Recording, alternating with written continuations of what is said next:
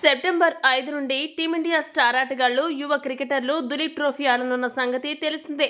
బంగ్లాదేశ్తో స్వదేశంలో సెప్టెంబర్ 19 నుండి జరగబోయే 2 మ్యాచ్ల టెస్ట్ సిరీస్కి ఎంపిక అవ్వాలంటే ఆటగాళ్లు ప్రస్తుతం జరగనున్న దేశవాళీ లీగ్లో సత్తా చాటాల్సిందే.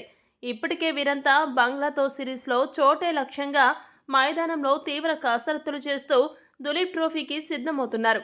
అయితే ఈ దులీప్ ట్రోఫీలో టీమిండియా స్టార్ ఆటగాళ్లు చాలామంది పాల్గొంటున్నప్పటికీ బీసీసీఐ మాత్రం సంజు శాంసన్కి దేశవాళీ ఆడడానికి ఎంపిక చేయలేదు. దీంతో బీసీసీఐపై గతంలో కూడా విమర్శలు చెలరేగాయి. ఇటువంటి నేపథ్యంలో సంజుకి ఒక గోల్డెన్ ఛాన్స్ దక్కింది. వివరాల్లోకి వెళితే భారత జట్టులో రీఎంట్రీ ఇవ్వడానికి కష్టపడుతున్న ఇషాన్ కిషన్కి గట్టి ఎదురుదెబ్బ తగిలింది. తాజాగా బుచ్చిబాబు టోర్నమెంట్లో బరిలోకి దిగిన ఇషాన్ కిషన్ సెంచరీతో కదం తొక్కి బీసీసీఐకి తనని జాతీయ జట్టుకి ఎంపిక చేయాల్సిందిగా సంకేతాలు పంపాడు. ఇక దులీప్ ట్రోఫీలో కూడా అదరగొడితే బంగ్లాదేశ్ సిరీస్లో ఇషాన్ కిషన్కి చోటు పక్కా అని అందరూ భావించారు. కానీ అనూహ్యంగా ఇషాన్ కిషన్ గాయం కారణంగా దులీప్ ట్రోఫీ 2024 ఆరంభ మ్యాచ్లకు దూరం కానున్నట్టు తెలుస్తుంది.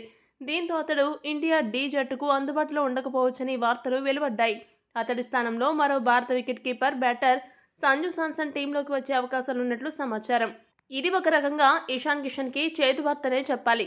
అతడి గాయం తీవ్రత ఎక్కువై ఈ సిరీస్ మొత్తానికి దూరమైతే మళ్ళీ రంజీ ట్రోఫీ వరకు అతడు వేచి చూడాల్సిందే. ఏది ఏమైనా ఇది మాత్రం సంజు శాంసన్కి గుడ్ న్యూస్ అనే చెప్పాలి. ఇక్కడ మరో విషయం ఏంటంటే సూర్యకుమార్ యాదవ్ కూడా గాయంతో ఇబ్బంది పడుతున్నాడు.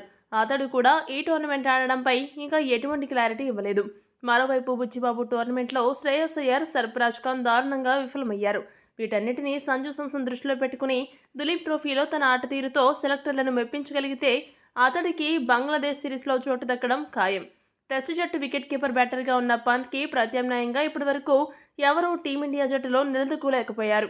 ఇప్పుడు రాబోయే ఈ అవకాశాలను సంజు శాంసన్ సరైన తీరులో సద్వినియోగం చేసుకుంటే అతడికి తప్పకుండా జాతీయ జట్టులో స్థిరమైన స్థానం దక్కుతుంది. మరి దొరికిన ఈ అవకాశాన్ని సంజు ఏ మేర సద్వినియోగం చేసుకుంటాడనేది ఇప్పుడు చాలా ఇంట్రెస్టింగ్గా మారింది. ఈ వీడియో కనుక మీకు నచ్చినట్టయితే లైక్, షేర్, కామెంట్ చేయండి. మరిన్ని స్పోర్ట్స్ అప్డేట్స్ కోసం మా ఛానల్ను సబ్స్క్రైబ్ చేసుకోండి.